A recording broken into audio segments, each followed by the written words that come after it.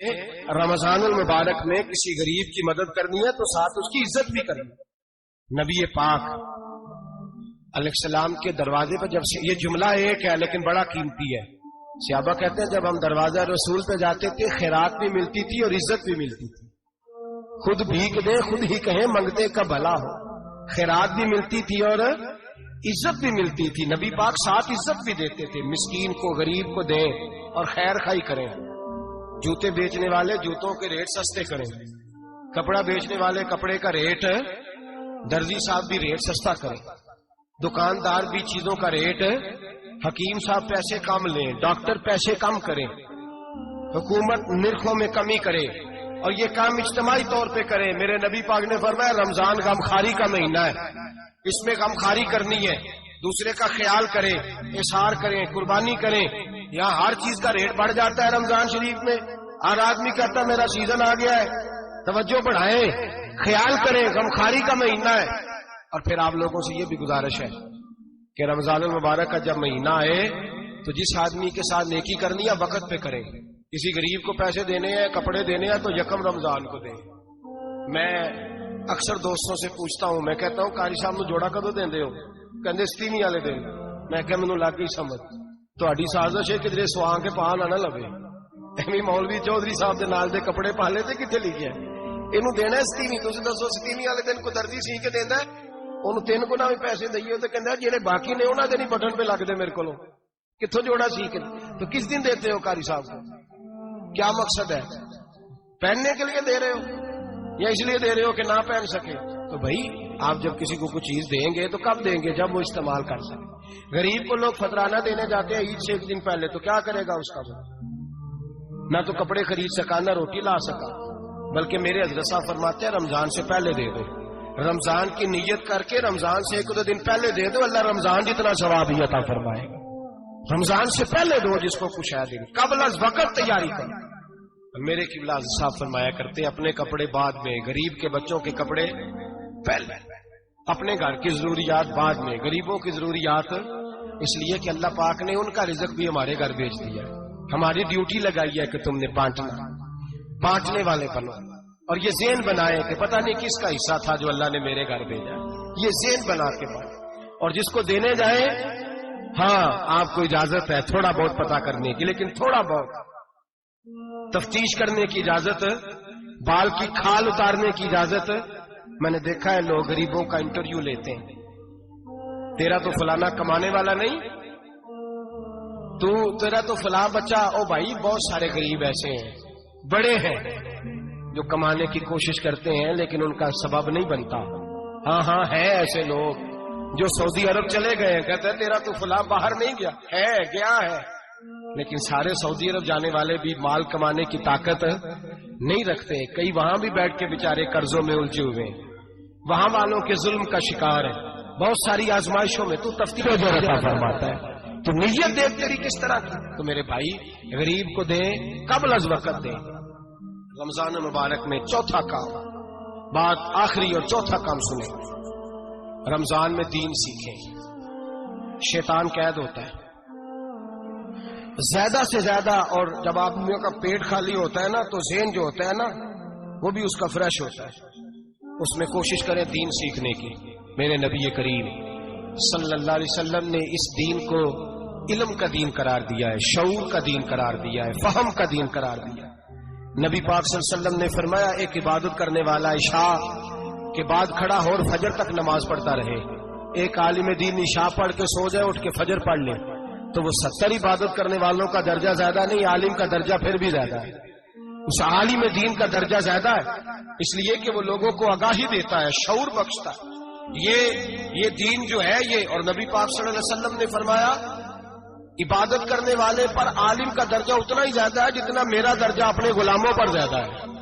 عالم کو حضور نے اتنا بڑا مقام دیا، دین سیکھیں، شعور حاصل کریں، یہ فقاہت کا دین ہے، شعور حاصل کرنے کا دین ہے۔ اور نبی پاک صلی اللہ علیہ وسلم نے فرمایا دین کی ایک بات سیکھ لینا 1000 نفل پڑھنے سے زیادہ درجہ رکھتی ہے، دین کی ایک بات سیکھ لینا 1000 جنازے میں شرکت سے زیادہ درجہ رکھتی، دین کی ایک بات سیکھ لینا، میرے نبی پاک صلی اللہ تعالی علیہ وسلم ارشاد فرماتے 1000 مریض کی عیادت کرنے سے زیادہ درجہ رکھتی، فرمایا جس نے رات کے ایک لمحے میں دین کی ایک بات سیکھی اللہ اسے ساری رات عبادت کرنے سے زیادہ ثواب عطا فرمائے گا. میرے ایسا فرمایا کرتے جب سیکھنے والے کو یہ ثواب ملے گا تو بتائیے سکھانے والے کو کتنا ثواب ملے, اسے اللہ کتنا درد. رمضان آ رہا ہے, شیطان قید ہے, دین پھیلانے کی کوشش کریں, جدوجہد کریں. بڑی نیند آتی ہے فجر پڑھ کے, لیکن اگر کسی کا ارادہ بن جائے کہ دین سیکھنا بھی ہے اور دین بچوں کو, تو پھر کوئی نیند غلبہ. ایک مثال ایک عالم نے سمجھائی.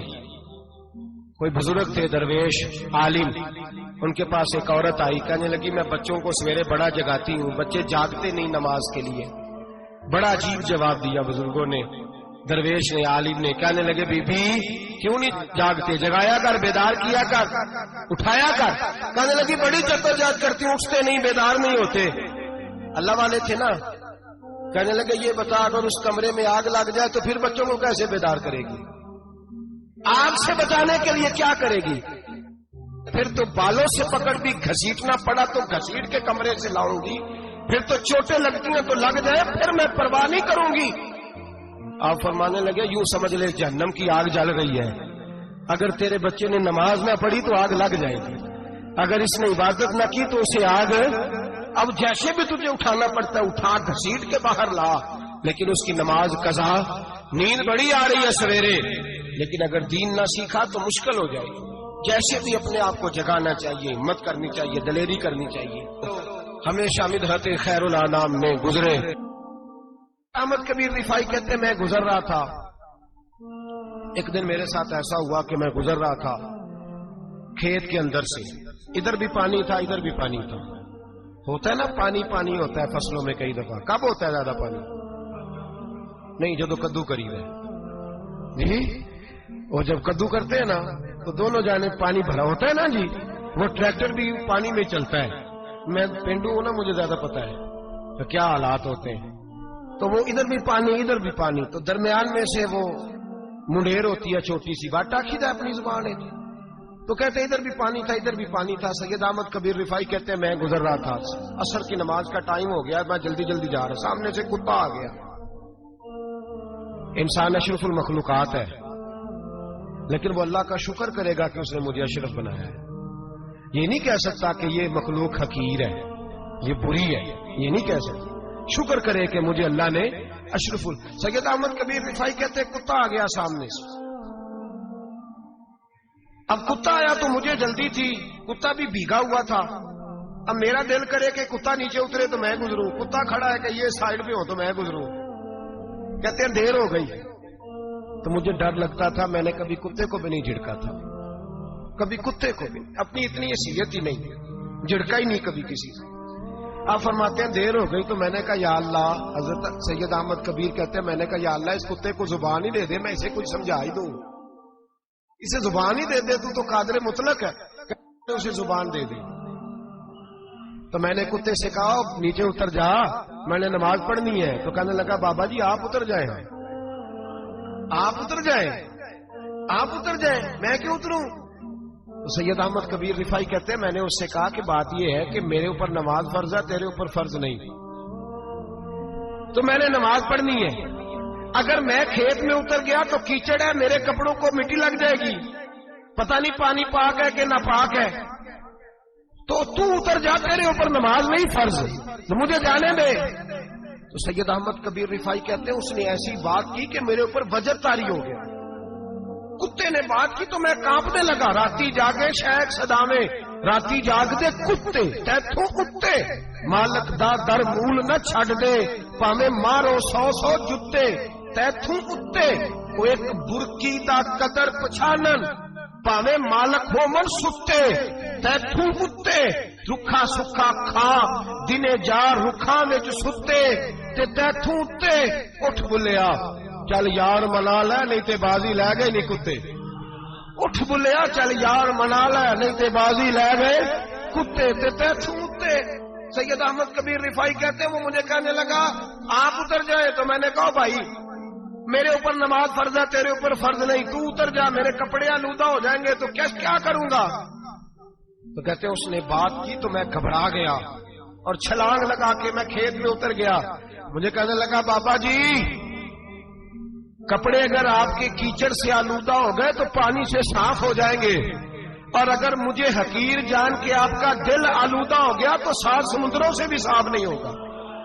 کپڑے پانی سے دھل جائیں گے، اور دل اگر تکبر سے آلودہ ہوا تو 7 سمندروں سے بھی صحیح ہو سکتا نہ حقیر نہیں جاننا، نہ مولوی کو، نہ صوفی کو، نہ درویش کو، نہ کھیت میں کام کرنے والے کو، نہ پٹھے پہ مزدوری کرنے والے کو، نہ گاڑی کا شیشہ صاف کرنے والے کو، نہ تیل ڈالنے والے کو، نہ کسی کو حقیر نہ جان، نہ کسی کے حال پہ طنز کر، نہ کسی کے غم کا مذاق اڑا، وہ جسے چاہے جیسا نواز دے۔ یہ مزاج لطف رسول ہے۔ نہ کوئی آیا لے کے چلا گیا، کوئی عمر بھر بھی نہ پا سکا، میرے مولا تجھ سے گلا نہیں، یہ تو اپنا اپنا نصیب ہے۔ بھائی حقیر نہیں جاننا۔ سید احمد کبیر رفاعی فرماتے ہیں وہ کتا تو گزر گیا، میں دوڑا گھر گیا، جا کے میں نے غسل کیا، کپڑے بدلے۔ فرماتے ہیں پہلے بھی میں اثر پڑتا تھا، پر آج جب نماز پڑھی تو بڑا ہی مزہ آیا۔ میں سر سجدے میں رکھوں میرا اٹھانے کو جی ہی نہ چاہے، میں رکوع میں جاؤں تو میرا سر اٹھانے کو دل ہی نہ چاہے، میرا دل کرے آج مغرب لیٹ ہو جائے، آج سورج دیر سے غروب ہو، میں آج سارا دن اثر ہی پڑتا رہوں۔ بھائی جب تو عاجزی والی پڑھتا۔ اور اگر آپ نے ابھی تک ہمارا چینل سبسکرائب نہیں کیا تو فوراً سبسکرائب کیجیے، ساتھ ہی بیل آئیکن پر کلک کریں تاکہ مزید آنے والی ویڈیو ہے وہ آپ کو وقت پر ملتی رہیں۔